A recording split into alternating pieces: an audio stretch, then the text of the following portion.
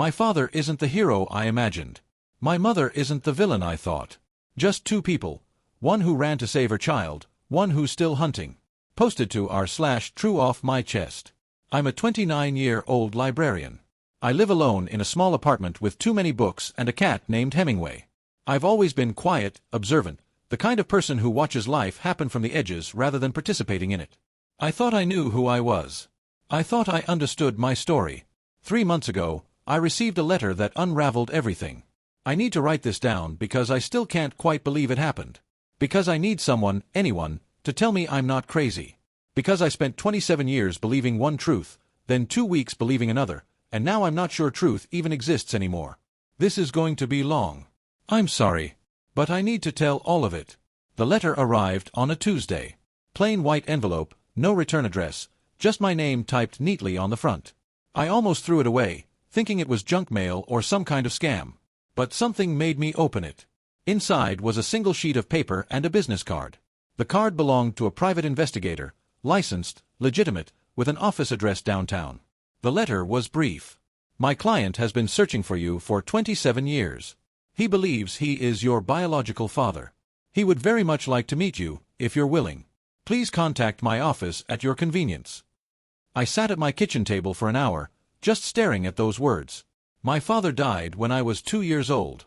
That's what my mother always told me. Car accident. Instant. He didn't suffer. She'd said it so many times over the years that it had become just another fact of my existence, like my blood type or my middle name. My father was dead. Had always been dead. Would always be dead. There were no photos of him. No letters, no belongings, no family members who might remember him.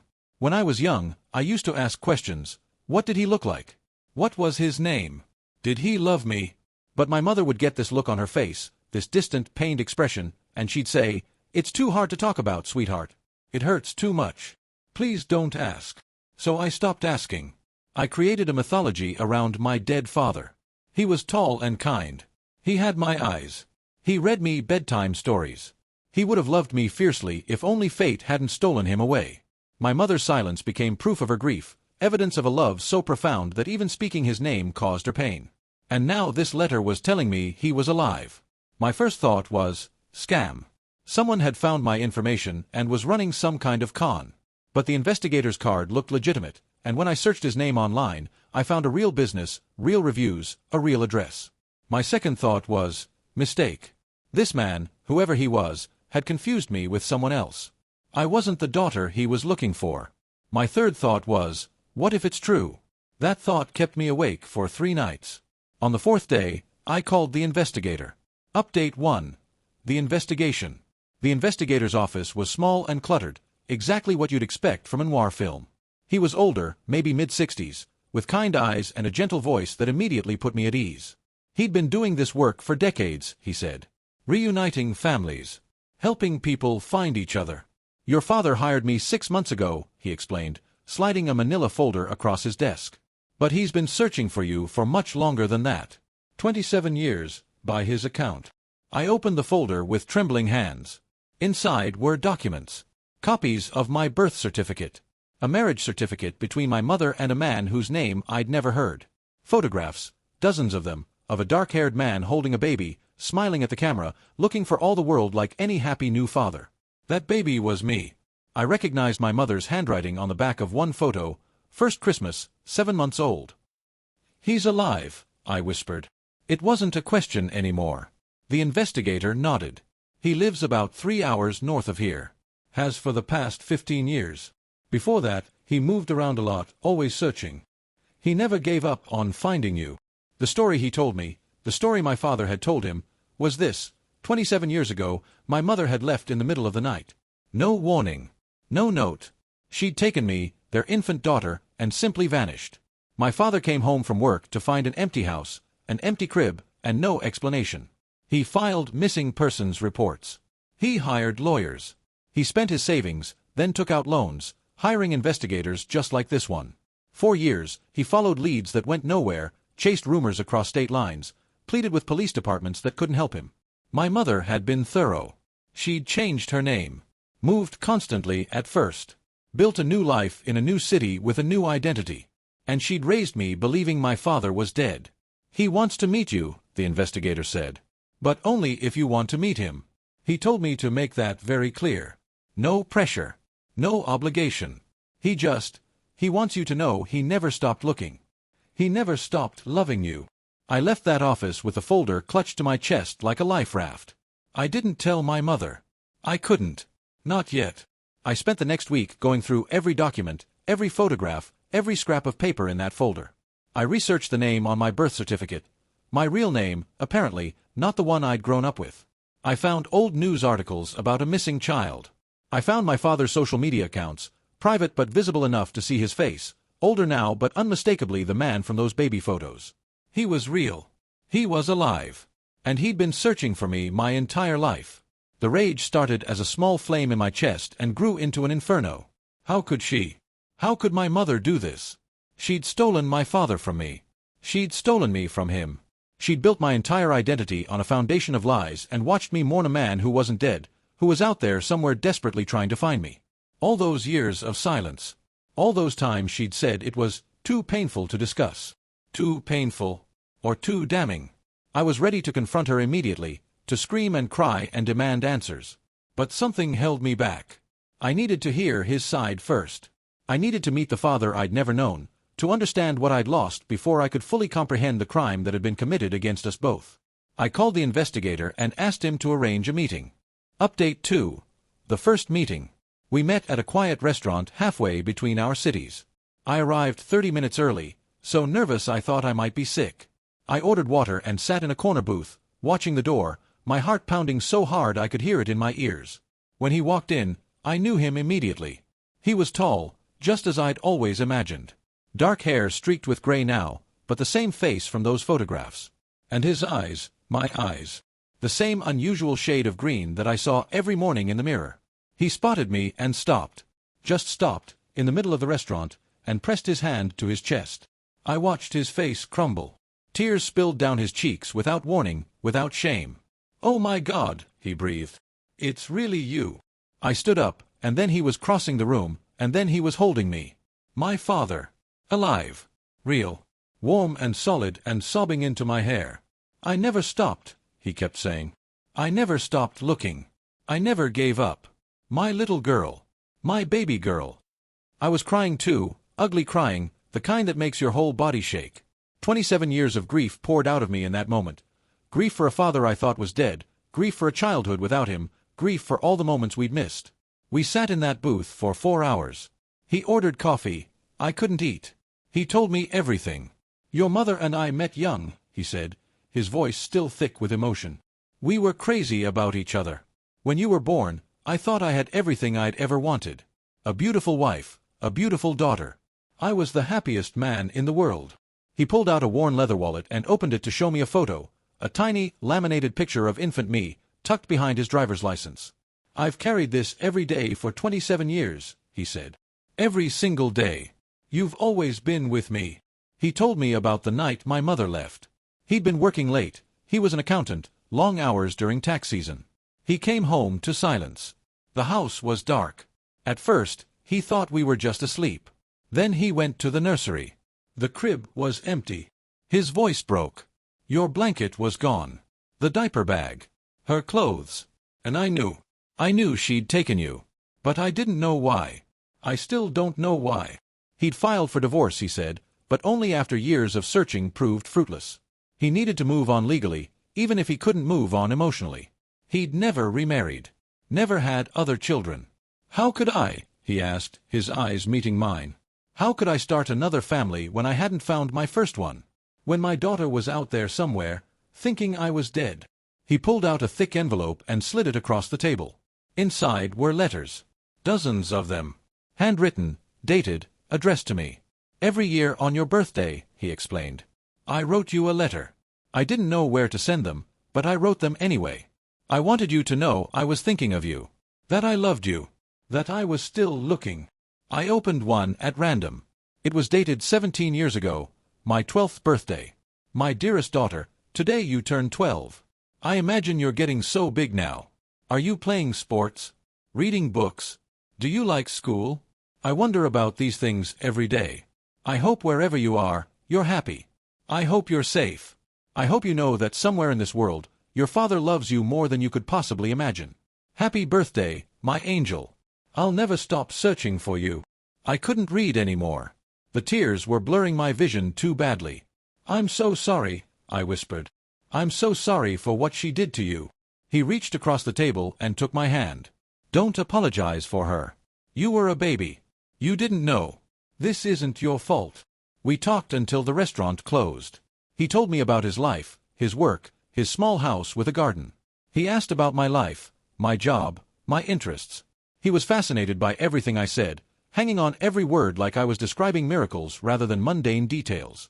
When we finally said goodbye, he hugged me again, long and tight. I know this is a lot to process, he said. I don't want to overwhelm you. We can take this as slow as you need. I'm so grateful. I'm so grateful I finally found you. I drove home in a daze, those letters sitting on my passenger seat like a treasure I'd never known I was missing. Update 3. The Rage. For the next week, I was consumed by anger at my mother. I replayed every moment of my childhood through this new lens. Every time she'd deflected my questions. Every lie about my father's death. Every school event where I'd watched other kids with their dads and felt that hollow ache of loss. She'd done this to me. Deliberately. Calculatedly. She'd stolen my father and made me believe he was dead, and she'd watched me grieve for nearly 3 decades without saying a word. I started pulling away from her. Canceling our weekly dinners. Letting her calls go to voicemail. She noticed, of course. She left worried messages, asking if I was okay, if she'd done something wrong. Done something wrong. The audacity of that question made me want to scream. I was building up to the confrontation. Gathering my evidence. Rehearsing my accusations. I imagined her face when I laid out the documents, the photographs, the letters. I imagined her trying to explain, to justify, to lie her way out of it. I wanted to destroy her the way she'd destroyed my relationship with my father. Meanwhile, I was falling deeper into my new relationship with him. We talked on the phone every day. He sent me more photos, more memories. He asked about my childhood, eager to fill in the blanks of all the years he'd missed. What was your favorite toy? Did you have a best friend? What did you want to be when you grew up? I answered everything. I sent him my school photos, my graduation announcements, pictures of my apartment and my cat. I was finally giving him what my mother had stolen, a connection with his daughter. He was so grateful, so loving, so devoted. I know I can never get those years back, he said during one phone call. But I want to make up for them. I want to be the father you deserved all along. I believed him. God, I believed every word. After 2 weeks, I was ready. I drove to my mother's house on a Saturday morning, the folder of evidence on the seat beside me. My hands were shaking, but not from fear. From rage. From righteous fury. She opened the door with a worried smile. Sweetheart, I'm so glad you're here. I've been so worried about you. We need to talk, I said coldly. Inside. Now. Update 4. The Twist. I sat her down at her kitchen table, the same table where I'd eaten breakfast every morning of my childhood, where she'd helped me with homework, where she'd held me while I cried about boys and friends and the father I'd never known. I threw the folder in front of her. He's alive, I said. My father is alive. And I know everything. I expected denial. I expected more lies, more deflection. I expected her to crumble under the weight of her deception. What I didn't expect was the look on her face. It wasn't guilt. It wasn't fear. It was something else entirely, something hollow and exhausted and ancient.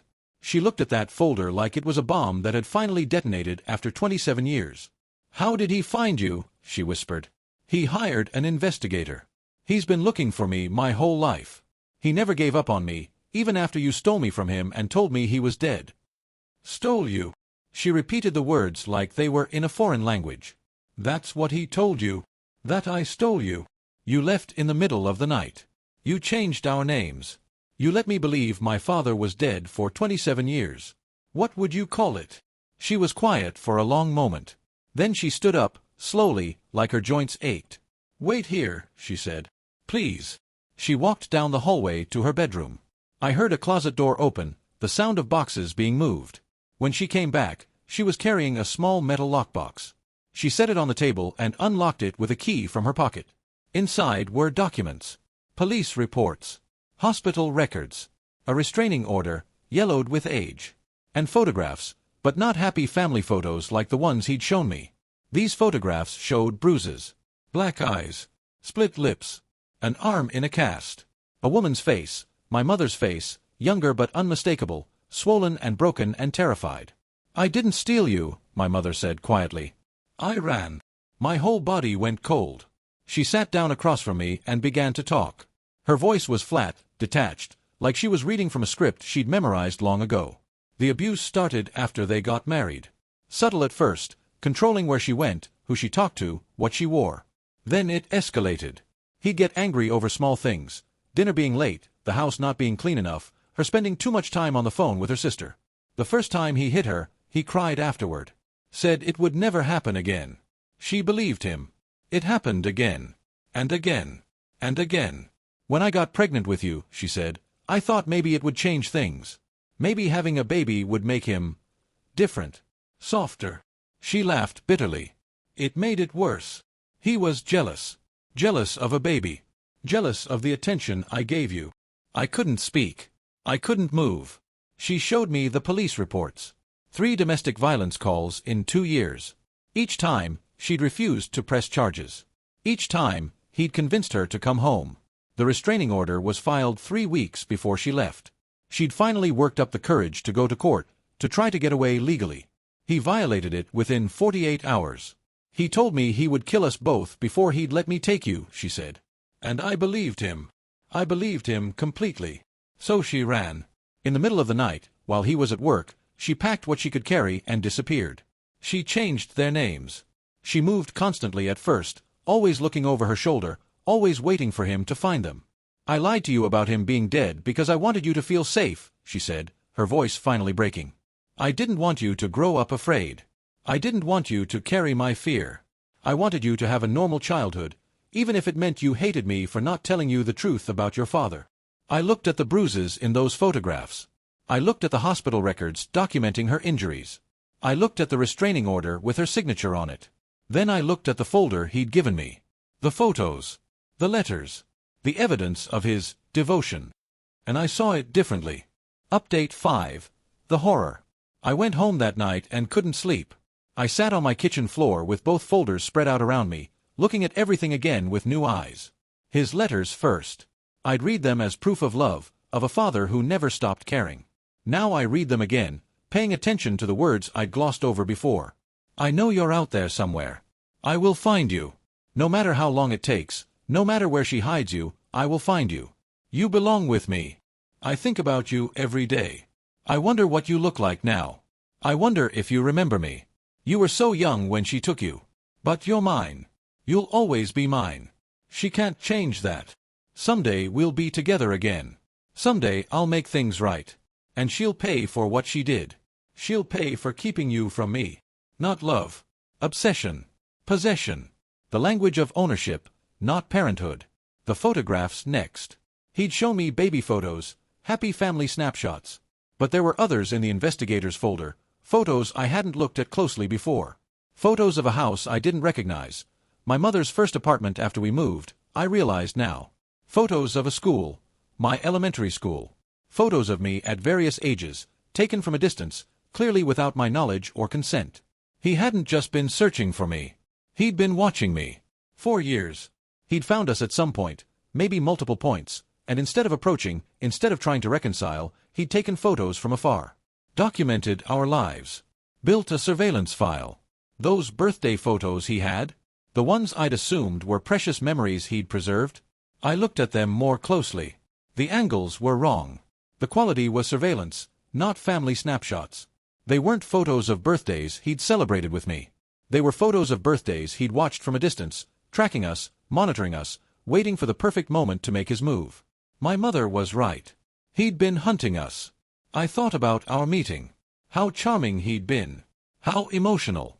Those tears that had seemed so genuine, were they? Or were they the performance of a man who'd had 27 years to rehearse his victim narrative?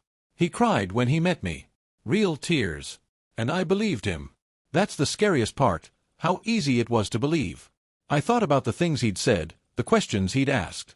About my life, my job, my address. I'd given him everything. I'd handed him the keys to my entire existence because he'd told a convincing story, and I'd wanted a father so badly that I didn't question any of it. I wanted a father so badly that I almost didn't see the monster wearing his face. The next morning, I called my mother. "I'm sorry," I said, sobbing into the phone. "I'm so sorry. I didn't know. I didn't understand." "How could you?" she replied gently. "I never told you. I never wanted you to know what he was capable of. I wanted you to feel safe." My mother never told me the truth because she didn't want me to carry her fear. She wanted me to feel safe, even if it meant I hated her for the lie.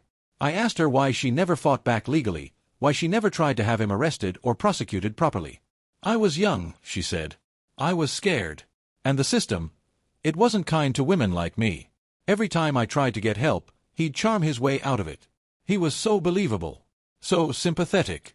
The poor devoted husband whose wife was clearly unstable, making up stories, trying to keep him from his child." She paused. "Who did you believe when you first read his letters? When you met him?" I couldn't answer. I didn't need to. Final update. The resolution. I cut off all contact with my father immediately. I changed my phone number. I filed for a protective order. I documented everything, his letters, his surveillance photos, his history of stalking, and gave it to a lawyer. He didn't go quietly. The texts came first, from new numbers I didn't recognize. Then emails, creating new accounts faster than I could block them. Each message followed the same pattern, confusion giving way to anger giving way to threats. "Why won't you answer me? I'm your father. You can't do this to me. She's poisoned you against me. She's filled your head with lies. You have to listen to me. I spent 27 years looking for you. I won't let you go again. I won't let her win." The lawyer told me this was predictable behavior for someone with his history. The mask had slipped because I'd refused to play my assigned role in his fantasy of a happy reunion. I was supposed to be grateful. I was supposed to be his ally against the woman who had stolen me. When I rejected that narrative, the real person underneath began to show. I showed the messages to my mother. She read them with that same hollow, exhausted expression I'd seen when I first confronted her. "This is who he's always been," she said quietly. "This is what I ran from." My mother lied to me for 27 years. But she was running to protect me from a man I almost invited back into my life. I think about that constantly now. How close I came. How easily I fell for his performance. How much I wanted to believe in the father I'd imagined as a child. The tall, kind man who would have loved me fiercely if only fate hadn't intervened. The truth is Messier. The truth is that my mother made an impossible choice 27 years ago. She chose to become a liar to protect me from an abuser. She chose to let me grieve a fake death rather than live in fear of a real monster. She chose to carry that secret alone, knowing that one day it might destroy our relationship, accepting that cost because the alternative, telling me the truth, meant passing her trauma onto a child who didn't deserve to bear it. Was it the right choice? I don't know. I'll never know. The truth might have protected me differently. It might have prepared me to recognize the warning signs when he finally appeared. Then again, it might have defined my entire childhood, turned me into someone who lived in the same fear my mother carried. She made a choice. It wasn't a perfect choice, but it was a choice made out of love. It's been 3 months since the confrontation. My father, I can't even call him that anymore. He's just a stranger who shares my DNA, has finally stopped trying to contact me directly. The lawyer thinks he's regrouping, figuring out his next move. We're prepared for whatever it might be. My relationship with my mother is different now. Deeper in some ways. We talk more openly than we ever have before. She's told me things about her life that she kept hidden for decades, not just about him, but about her own fears and regrets and hopes. I'm learning who she really is, not just who she pretended to be for my sake. But I'm also grieving. That's the part no one talks about. I'm grieving the father I invented in my head, the kind man who died tragically and would have loved me if he'd lived. That man never existed, but he was real to me for 27 years. And losing him feels like a death even though there was never anyone to lose. I'm grieving the simple story I used to tell myself about my childhood, the clear narrative of a mother who loved me and a father who left too soon. That story made sense. That story had heroes and villains in the right places. Now everything is complicated and muddy and painful. My father isn't the hero I imagined. My mother isn't the villain I thought. Just two people, one who ran to save her child, one who's still hunting. And me. I'm still figuring out who I am now that the foundation of my identity has cracked. I used to define myself partly by absence, by the father I didn't have, by the questions that never got answered. Now the answers are here, and they're nothing like what I expected. I work at the library still. I go home to my apartment and my cat. I try to build a life that isn't defined by him or what he did or what he might do next. But sometimes, late at night, I think about how he cried when he first saw me. How convincing those tears were. How much I wanted to believe them. He had photos of my birthdays. Not memories, surveillance. He'd been watching us the whole time. And I think about all the times I told myself stories about the loving father I'd lost. All the years I spent mourning someone who never existed. All the quiet moments when I looked in the mirror and saw his eyes staring back at me, and felt a bittersweet connection to a dead man who was actually very much alive and very much dangerous. I don't know how to end this. There isn't a neat ending, not really. The protective order is in place. The lawyer is on retainer. My mother and I are rebuilding something new from the wreckage of the old. But I'm scared. Not the way my mother was scared, not yet, but I understand her fear now in a way I never could before. I understand why she ran. I understand why she lied. I understand why she spent 27 years looking over her shoulder while trying to make sure I never had to do the same. If you're reading this and something similar has happened to you, if someone has appeared in your life with a convincing story and overwhelming emotion and proof of how much they've always loved you, please be careful. Please look closer. Because the scariest monsters don't look like monsters at first.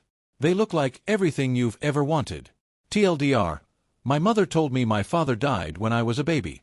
27 years later, I received a letter saying he was alive and had been searching for me. I met him. He was charming, emotional, and had letters he'd written me every birthday. I was furious at my mother for stealing me from him. When I confronted her, she revealed the truth. He was an abuser. She fled to protect me.